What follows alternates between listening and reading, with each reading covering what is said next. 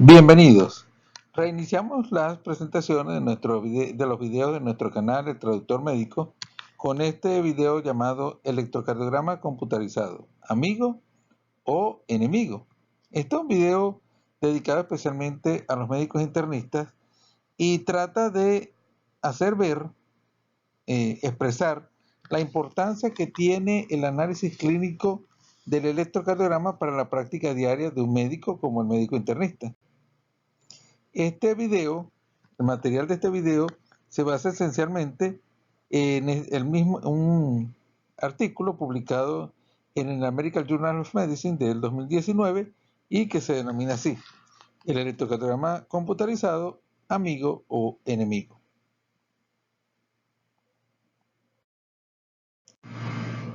Antes de continuar con nuestro video, quiero presentarles este nuevo curso patrocinado por el Foro Internacional de Medicina Interna, el FIMI, que se denomina Electrocardiografía para Internistas 2020. Es un curso que tiene el apoyo del Foro Internacional de Medicina Interna y de la Sociedad Venezolana de Medicina Interna. Y es un curso dedicado esencialmente al aprendizaje deductivo de la electrocardiografía, aprendizaje deductivo para una mejor práctica clínica. Aquí está el correo, mi correo, para las personas que quieran tener mayor información sobre este curso. Aquí podemos ver entonces las actividades que tiene el curso, libros de apoyo, evaluaciones, casos clínicos, fuera de consulta, evaluación, y se dará un certificado final. Aquí tenemos los objetivos para desarrollar los 8 módulos que tiene el curso y la fecha de las inscripciones. A partir del 4 de febrero al 29 de febrero iniciaremos el curso el 2 de marzo, con un final del curso el 30 de abril. Toda la información, las personas que se quieran inscribir y de acceder a la plataforma de este curso, toda esta información está en la descripción del video. Comenzaremos entonces hablando de los beneficios de la electrocardiografía computarizada. Esencialmente esto es un problema, en realidad se ha constituido en un problema para la práctica clínica, porque muchas veces hay personal que no tiene la formación necesaria en electrocardiografía y se apoya esencialmente en la descripción del aparato, la descripción que nos aporta el aparato de electrocardiografía. Entonces, ¿tiene validez esta información? ¿Cuántas veces está acertado? ¿Cuántas veces no cumple con los objetivos? Es verdaderamente importante para un médico internista tener un conocimiento amplio, bastante profundo sobre la electrocardiografía para poder ejercer su práctica clínica. Veamos acá los beneficios del reporte computarizado del electrocardiograma. Bueno, los dos beneficios fundamentales: disminución del tiempo de lectura, por supuesto, y el segundo, interpretación correcta de los trazos normales. Es decir, que si un trazo está normal, pues probablemente no haya problemas, el aparato lo va a reportar como normal. Pero el reporte computarizado tiene una serie de problemas. Esencialmente los problemas son errores en la interpretación de los electrocardiogramas anormales, es decir, que cuando hay un problema, cuando el paciente tiene un problema, entonces ahí es donde empieza a fallar el sistema. El porcentaje de clasificación correcta es de un 6% menor para los programas computarizados que para los médicos especialistas. Es decir, un 69.7% versus un 76.3% significativo. Es decir, que el clínico logra mejores diagnósticos, sobre todo en los electrocardiogramas anormales, que el reporte computarizado. ¿Cuáles son los errores más comunes? Los errores más comunes: diagnóstico de fibrilación auricular, ritmo de marcapasos, inversión de las derivaciones, infarto de miocardio y la medición del QT. Y a partir de ahora, en este pequeño video, entonces lo que haremos será buscar la información más importante sobre los errores en las patologías más frecuentes de nuestra consulta. Por ejemplo, en el caso de las arritmias, el electrocardiograma computarizado interpretó ritmo sinusal con una sensibilidad del 95%, especificidad del 66.3% y un valor predictivo positivo del 93.2%. Es decir, que el programa es muy bueno en caso de un paciente normal con ritmo sinusal. Ahora veamos lo contrario. El electrocardiograma computarizado interpretó ritmo no sinusal con una sensibilidad del 72%, especificidad del 93% y un valor predictivo positivo del 59.3%. Es decir, que cuando es ritmo sinusal, el valor predictivo positivo es del 93%, pero cuando es no sinusal, el valor predictivo baja a un 59.3%. O sea, que es un descenso bastante importante. Y aquí el problema del programa computarizado.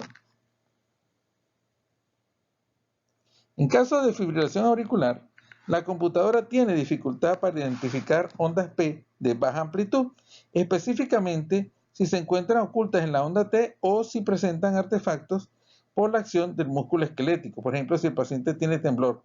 Es ahí el problema. Cuando las ondas P son muy pequeñas, el programa tiene muchos problemas para diferenciarlas.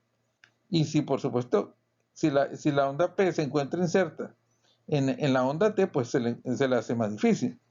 Se ha demostrado que el electrocardiograma computarizado puede clasificar erróneamente como fibrilación auricular hasta un 19% de los pacientes.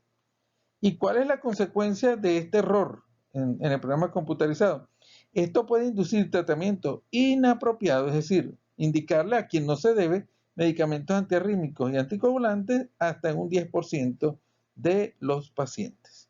Es decir, que entonces en el problema de la fibrilación auricular hay un error hasta el 19%, lo cual tiene consecuencias en indicación terapéuticas no adecuadas hasta un 10%. Veamos entonces en este gráfico, aquí se plantea, se hace el contraste entre el diagnóstico del aparato que diagnostica fibrilación auricular y el diagnóstico por el caso clínico. Bueno, si eran unas ondas P, poco visibles, pero sí habían ondas P. Entonces no se trataba de un paciente con una fibrilación auricular.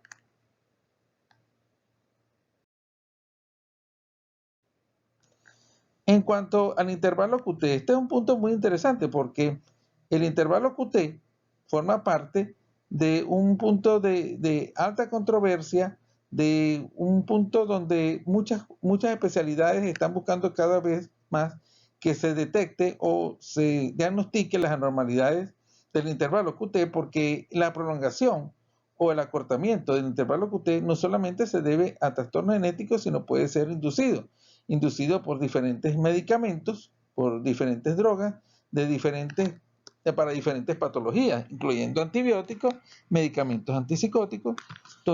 Hay una gran variedad de medicamentos que pueden inducir alteraciones del QT, lo cual puede tener que puede tener consecuencias desastrosas para el paciente al inducir arritmias de tipo ventricular, como la torsión de la punta.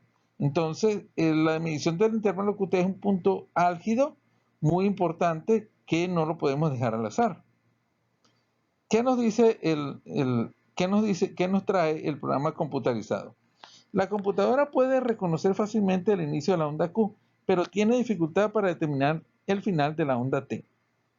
No solamente eso, algunos algoritmos miden bien el intervalo, pero no reportan si está prolongado a menos que se asocie con anormalidades de la onda T o del QRS. O sea, pudiera estar alterado, pero el programa no lo va a reflejar a menos de que haya una alteración en la onda T o en el QRS.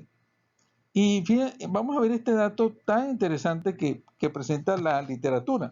Dice que el electrocardiograma computarizado clasificó erróneamente como normales a 6 de 23 miembros de una familia conocida por presentar trastornos del transporte de iones. Es decir, había una familia de 23 miembros que tenía diagnósticos genéticos de trastornos en el transporte de iones, que, o sea, eso estaba certificado, que tenían prolongación del QT, y sin embargo, en una cuarta parte de los pacientes, el programa no detectó la prolongación del QT.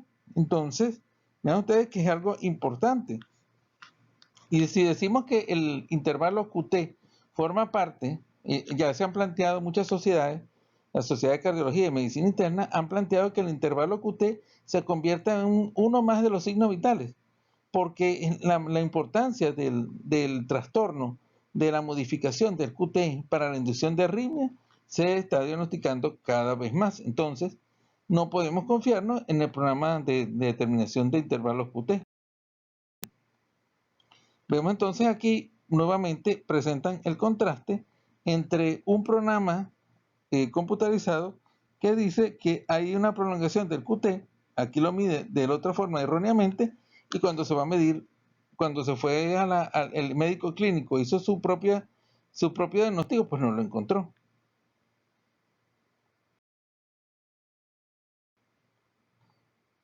Y bueno, si lo de la fibrilación auricular y lo del intervalo QT no nos había parecido suficiente, pues nos viene el punto del infarto de miocardio, que creo que todos lo hemos vivido con los diagnósticos del aparato. En primer lugar, es un punto muy interesante que no lo puede hacer el aparato.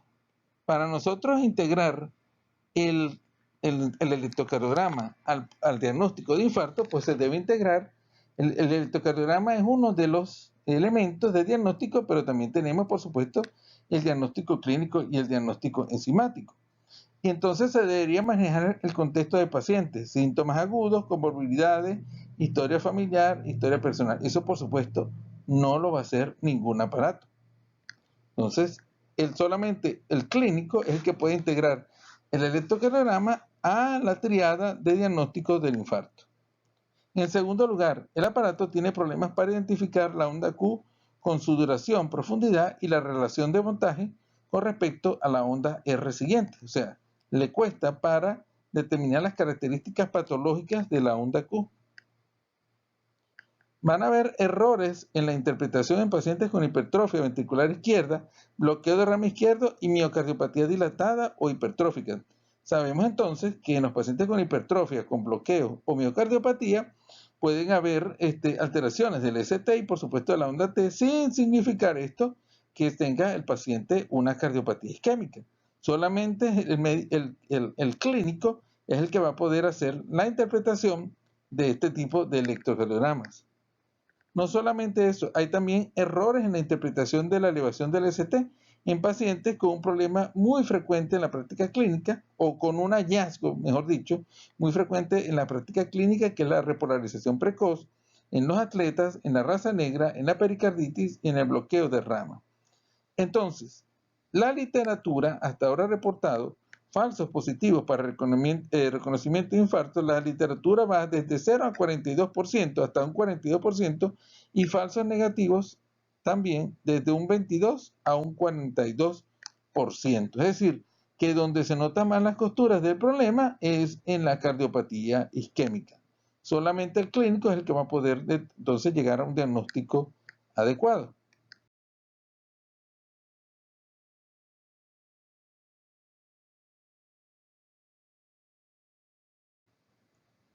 Vemos acá nuevamente una elevación del ST en este paciente que es diagnosticado como un infarto y con una asociación a una cardiopatía isquémica, y se trata de una repolarización precoz.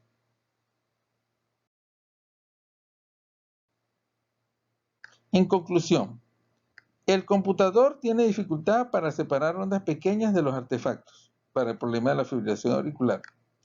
El computador tiene dificultad para hacer distinción entre los hallazgos electrocardiográficos en diferentes enfermedades. No puede hacer diagnóstico diferencial entre una hipertrofia, un bloqueo con cardiopatía isquémica, por ejemplo. El computador tiene dificultad para integrar las múltiples combinaciones que se pueden presentar en los electrocardiogramas. Por ejemplo, entonces, una arritmia asociada con una hipertrofia. No puede, por último, realizar análisis integrando al contexto clínico.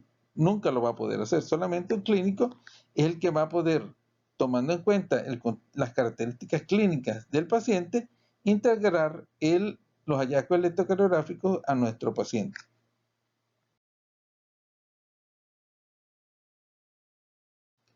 Conclusión. La conclusión es simplemente una frase fundamental. La computadora es un suplemento, pero nunca será un sustituto para la evaluación del electrocardiograma. Todo lo cual refuerza la idea de la necesidad de que el médico clínico tenga un conocimiento amplio sobre la electrocardiografía para poderse apoyar en su práctica clínica. Muchas gracias por su atención.